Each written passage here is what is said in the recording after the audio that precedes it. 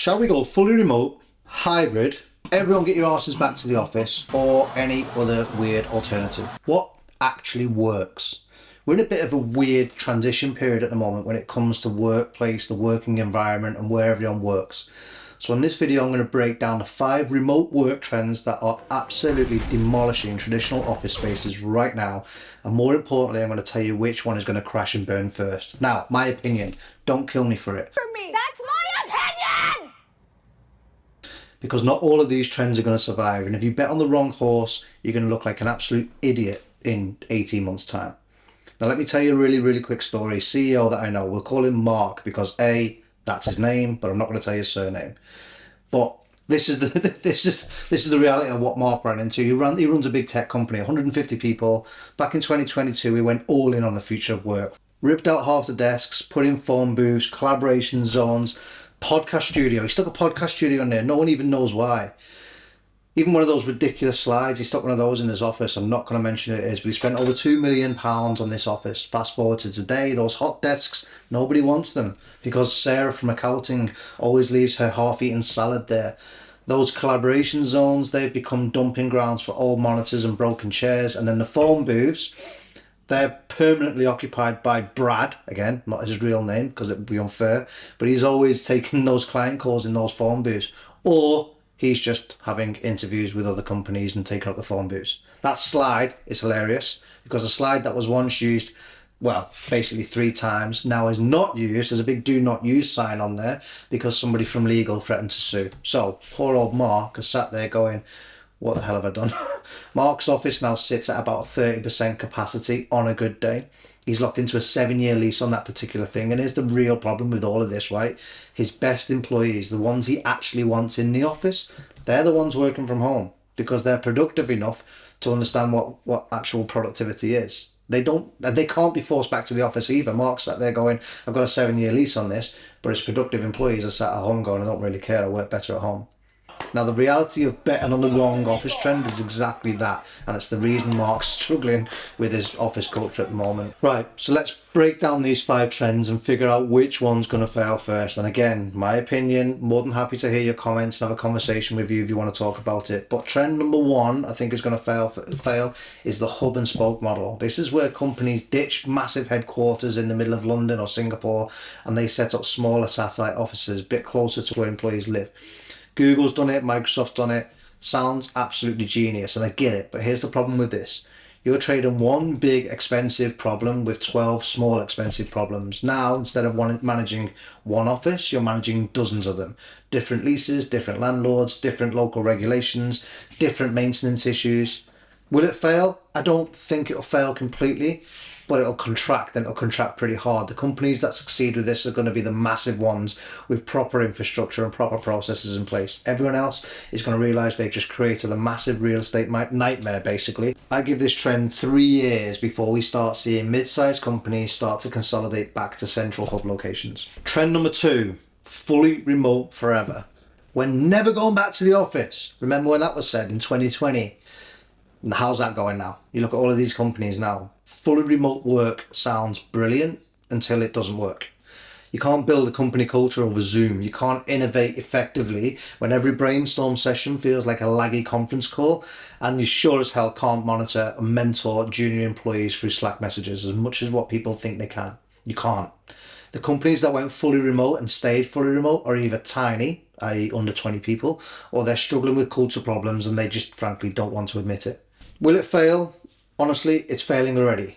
Zoom, a remote work company, by the way, called people back into the office. Now, if that's not the canary of the coal mine, then I don't know what is. This trend is already on life support. Get away from it. Trend number 3 then is the 4-day office week. It's clever, right? It's quite cool. Monday through Thursday in the office, Friday at home.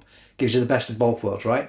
Collaboration during the week, focused work at home on a Friday. Except, here's what actually happens. Thursdays become the new Friday. People start leaving at 3 o'clock. Got to beat the traffic. Go and have Thursday beers. Then Wednesday becomes the new Thursday. I've got errands to run. I need to go and do this. Before you know it, you've actually got a 2-day office work week and you're actually paying for 5. Will it fail? This one's actually got legs. But here's the thing. It's only got legs if leadership actually shows up for those 4 days and holds people accountable.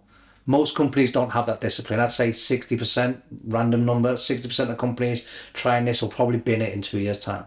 Trend number 4 then is activity-based working. Now, this is the fancy term for we've got different zones for different tasks. Quiet zones for focused work, collaboration zones for meetings, social zones for lunch, standing desks, sitting zones, laying down and getting some sleep zones, or contemplating or mental, or whatever you want to call it. But these all sound fantastic, right? And they sound great and they look great in an architecture magazine. But in reality, everyone still just wants to have their own desk. They want their own stuff where they don't have to pack up their entire workstation every evening, stick it into a locker like they're in high school, and then do it again in the morning when they rock up. Will it fail? Oh, you bet it is. It's failing already, and it's failing hard, and it's failing fast, right? The data's already in. Employee satisfaction on activity-based workspaces is consistently lower than traditional offices. People hate it.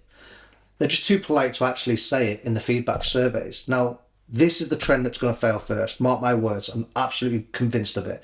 Within 18 months, half the companies doing this will be quietly converting those collaboration zones back into regular desks because productivity has tanked and everybody's bloody miserable. Trend number 5, last trend, is the hybrid flexibility model. Again, easy for me to say, but this is where you go, come in whenever you want, we trust you. The dream, right? Everyone's dream. Complete autonomy, complete adult treatment. Here's the actual reality of it though. This only works if you've got exceptional employees and exceptional leadership. For everybody else, it becomes chaos. Some people come in on Monday, Tuesdays, others come in on a Wednesday, Thursdays. Nobody's ever in the same place at the same time. Meetings are half in person, half remote, which is the worst possible format. You have people rock up to the office and then they sit on a Teams call on meetings with each other. So is this one going to fail? Yes and no. Companies with a strong company culture, high performance, they will make this work. Everyone else, frankly, is slowly going to add more of those required in the office days until it's really not very flexible anymore, at which point you've lost all of the benefits and you've just created some resentment and culture resentment within your organisation. So they're the 5, right? Here's the ranking of what I think is going to fail first. Activity-based working, already failing, complete collapse within 18 months. Fully remote forever, currently failing, a little bit slower. They're going to zombie trend walk into pretending it's still alive. The 4-day office week, this will fail for 60% within 2 years due to lack of discipline. Extra leadership needs to be present on those ones. Hub and spoke model will contract significantly for mid-sized companies over the next 18 months once they realise that that's all too complex. And then hybrid flexibility that will survive, but it'll morph into something more structured and a bit less flexible. Now, all of this isn't bad news though. It just means you need to be really on it when it comes to designing offices for the future. Now, being on it means pre-planning. We put together a nice little AV cheat sheet for you to support your AV design requirements for any office that you've got. If you want to design your own meeting room, check out the configurator that we've got within that bundle. A link is in the description below. And if you want to see exactly how that configurator works, I stuck this video together here, which talks you through it step by step. So go check that out, and I'll see you in the next video.